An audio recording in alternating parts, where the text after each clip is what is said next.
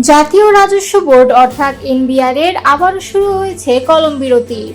Chairman Mohammad Abdur রহমানকে অপসারণ, বদলির নামে হয়রানি বন্ধ ও নতুন অধ্যাদেশ বাতিলের দাবিতে রীতিমতো কাফনের কাপড় পরে অবস্থান নিয়েছেন কর্মকর্তা কর্মচারীরা। সোমবার সকালে আগারগাঁওয়ে রাজস্ব ভবনে দেখা যায় প্ল্যাকার্ড হাতে বিক্ষোভরত কর্মকর্তাদের। তাদের স্লোগান, গোলামি আইন মানি না, মানব না, বদলির নামে জুলুম চলবে না।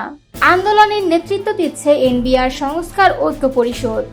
তাদের অভিযোগ, আন্দোলন দমন করতেই আয়কর বিভাগের 5 কর্মকর্তাকে হঠাৎ বদলি করা হয়েছে।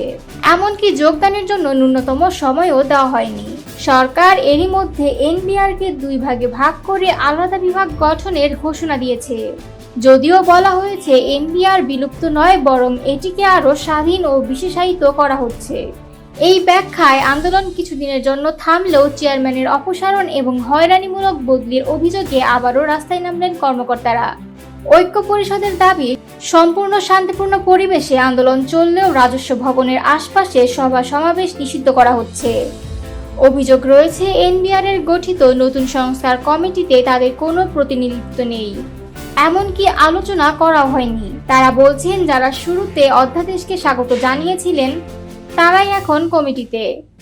আর এনবিআর চেয়ারম্যান উস্কানিমূলক বক্তব্য দিয়ে পুরো প্রক্রিয়াকে প্রশ্নবিদ্ধ করছেন। তাই দাবির জায়গা স্পষ্ট, চেয়ারম্যানের অপসারণ, বদলি ও নিপীড়ন বন্ধ এবং নতুন কমিটিতে ঐক্য পরিষদের অন্তর্ভুক্তি। রাজস্ব ব্যবস্থায় স্থিতিশীলতা আনতে হলে শুধু আদেশ নয়, দরকার বিশ্বাসযোগ্য অংশগ্রহণ, স্বচ্ছতা ও সম্মান।